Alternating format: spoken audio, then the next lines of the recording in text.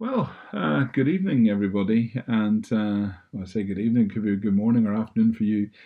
I'm recording this sermon this time. It's not one that technically fits within the foundation break service, but I had an extra service thrown in my two churches on, well, it doesn't matter when it was, just the last weekend.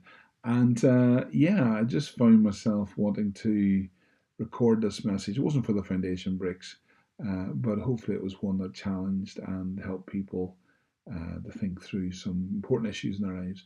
It's based very much upon a book I read some years ago by Max Lucado, however you pronounce that, um, in which he takes a number of gospel stories and helps us to really get deep into the story. And this is what he does with the story of Jesus and the touch of the leper.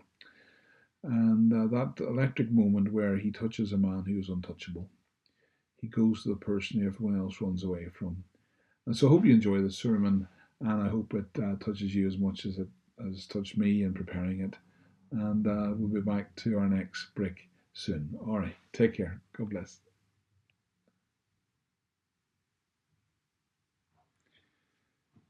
The touch of the Master's hand. May I ask you to look at your hands for a moment. Look at the back and then at the palms and reacquaint with all your fingers. Run a thumb over your knuckles.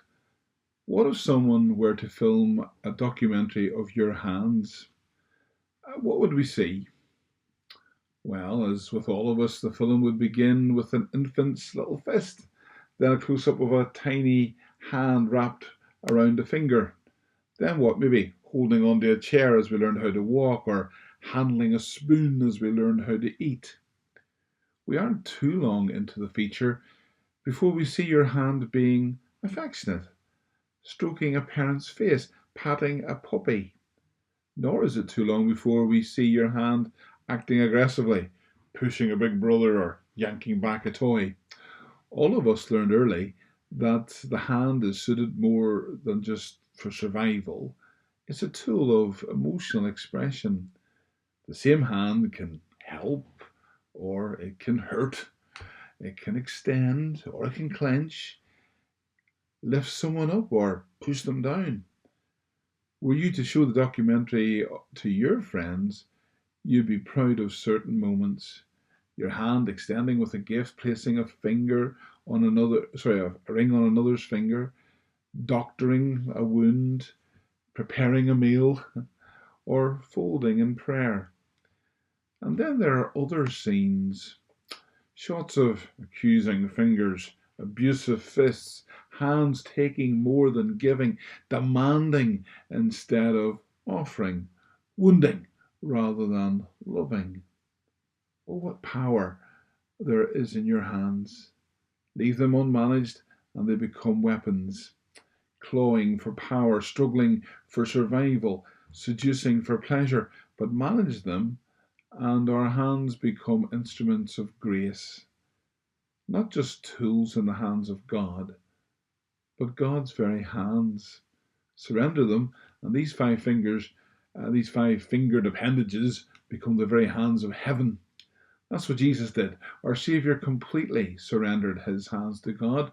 The documentary of his life has no scenes of greedy grabbing or unfounded finger pointing. He does, however, have one scene after another of people longing for his compassionate touch, parents carrying their children, the poor bringing their fears, the sinful shouldering their sorrow. And each who was brought was touched, and each one who was touched was changed. And that, my friends, is what we're thinking about for a few moments in this sermon. Everyone who was touched by Jesus was changed, but none was changed more than the unnamed leper of Matthew chapter 8 and Mark chapter 1. And Luke tells the story as well. But with apologies to all three writers, none of them tell me quite enough. Let's try to put ourselves into this man's shoes for a few moments. I wonder if he came along to give his testimony in this evening service, this morning service, would it go something like this? For 5 years, no one touched me. No one. Not one person. Not my wife, not my child, not my friends. No one touched me. They saw me. They spoke to me. I sensed their love in their voices. I saw concern in their eyes, but I didn't feel their touch. There was no touch. Not once. No one touched me. What is common to you, I coveted. Simple things, handshakes, warm embraces, a tap on my shoulder to get my attention, a kiss on my lips to steal my heart. Such moments were taken from my life, and no one touched me, no one bumped into me, what I would have given to being in a crowd and bumped into, for my shoulder to brush against another. But for 5 years it has not happened. How could it? I was not allowed on the streets. Even the rabbis kept their distance from me. I was not permitted in my synagogue, not even welcome in my own home.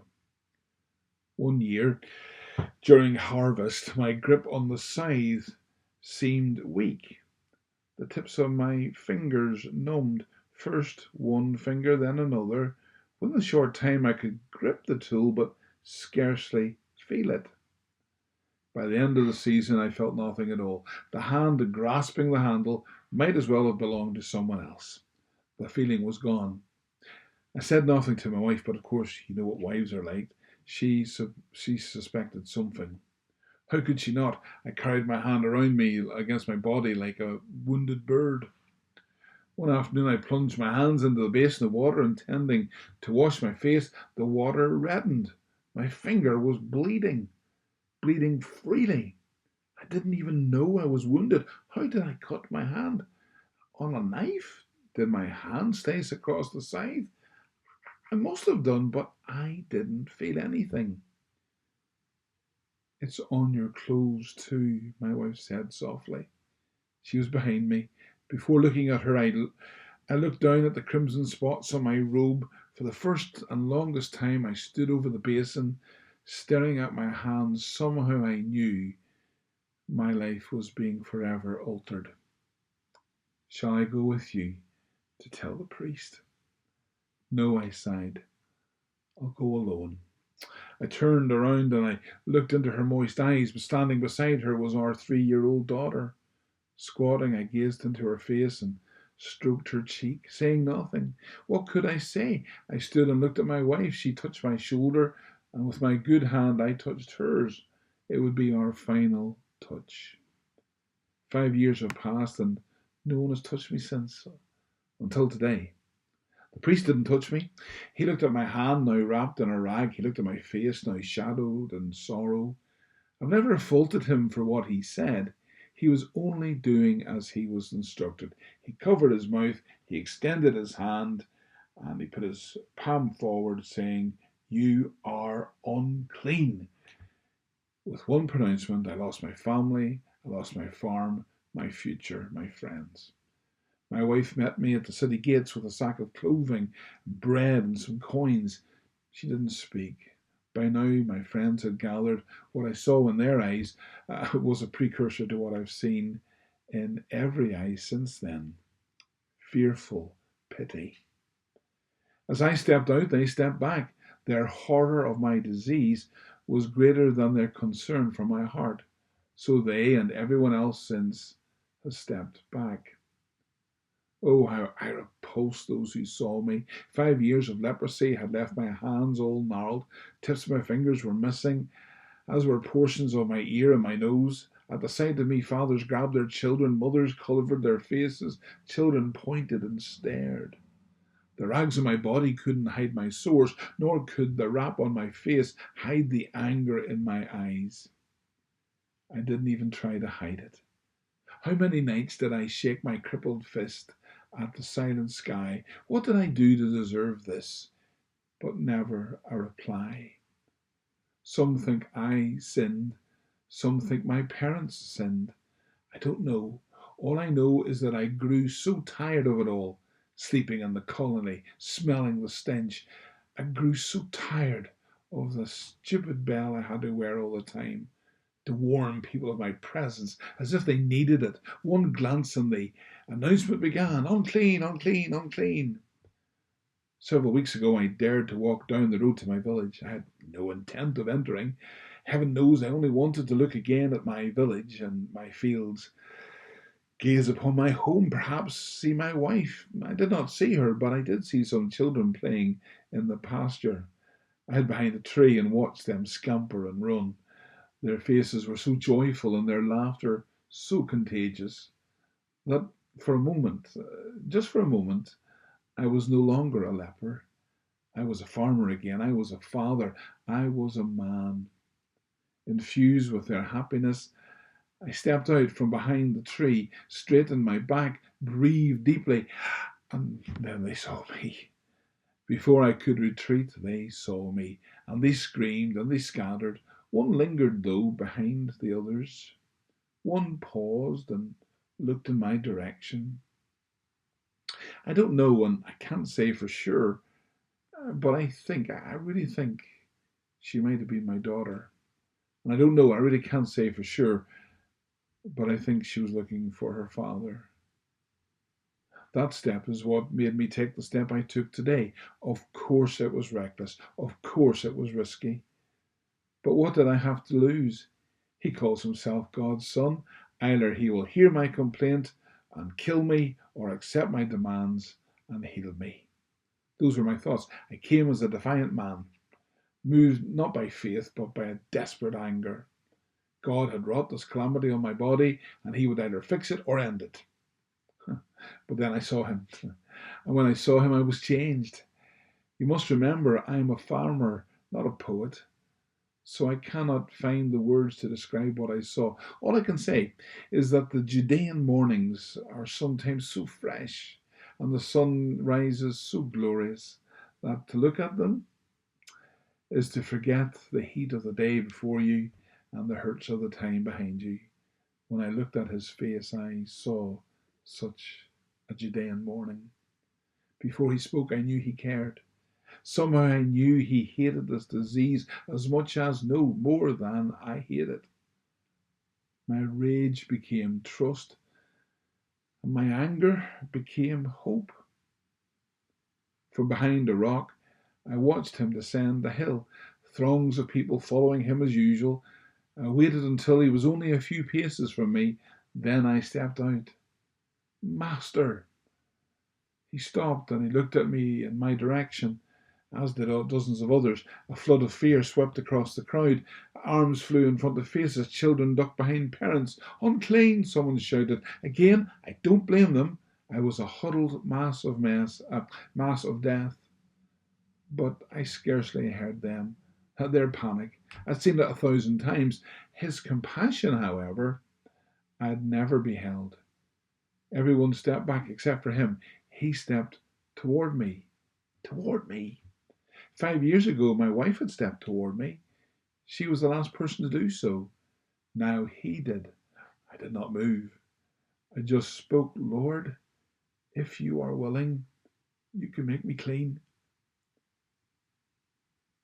Had he healed me with a word, I would have been thrilled. Had he cured me with a prayer, I would have rejoiced. But he wasn't satisfied with speaking to me.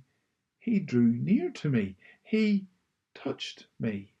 5 years ago, my wife had touched me. No one had touched me since, until today. Willing? Boy, am I willing, says Jesus. His words were as tender as his touch. Be healed. Energy flooded my body like water through a furrowed field. In an instant, in a moment, I felt warmth where there had been numbness. I felt strength where there had been atrophy. My back straightened, my head lifted. Where I had been eye level with his belt, I was now eye level with his face, his smiling, radiant face. He cupped his hands on my cheek and drew me so near I could feel the warmth of his breath and see the wetness in his eyes. Don't tell anyone about this, he said, but go and show yourself to the priest and offer the gift Moses commanded for people who are made well. This will show the people what I've done for you. And so that's where I'm going. I will show myself to the priest and I will embrace him. I will show myself to my wife and I'll embrace her. I'll pick up my daughter and I'll dance with her and I'll hug her and I will never forget the one who dared to touch me. He could have healed me with a word, but he wanted to do more than heal me. He wanted to honour me, to validate me, to christen me. Imagine that. Unworthy of the touch of a man, yet worthy of the touch of God.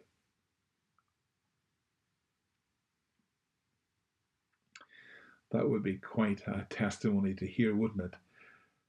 The touch did not heal the disease. Matthew's quite careful about that. He says the pronouncement and not the touch of Christ cured the condition. It says in Matthew 8:3, Jesus reached out his hand and touched the man, and then said, I will be healed.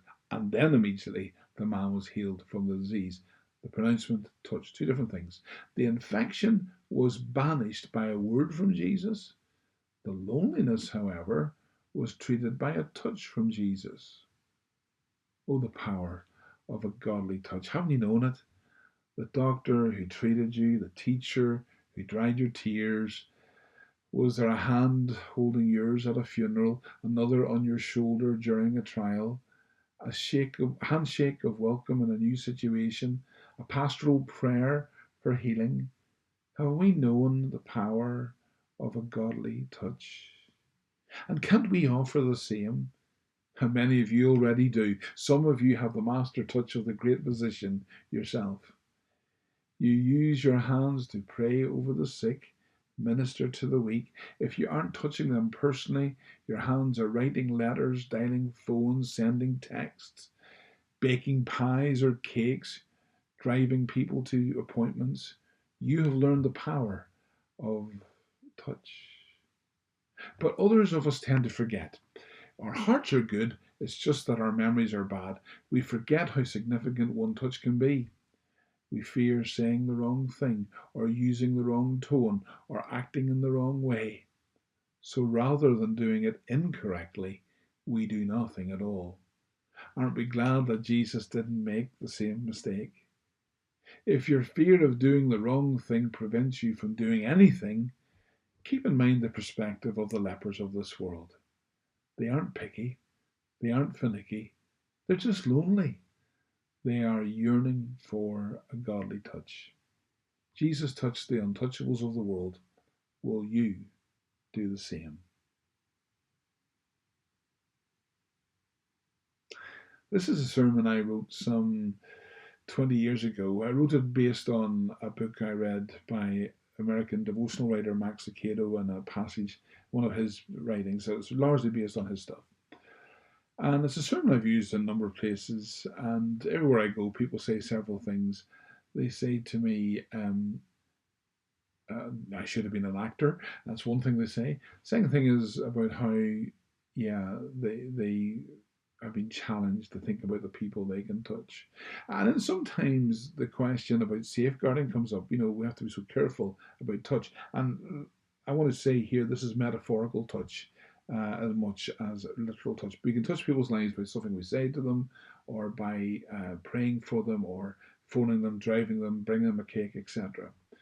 And so we need to be very careful about boundaries when it comes to touch and the whole safeguarding side of things. That's really important. And then the other thing they say is, who are the lepers in today's world?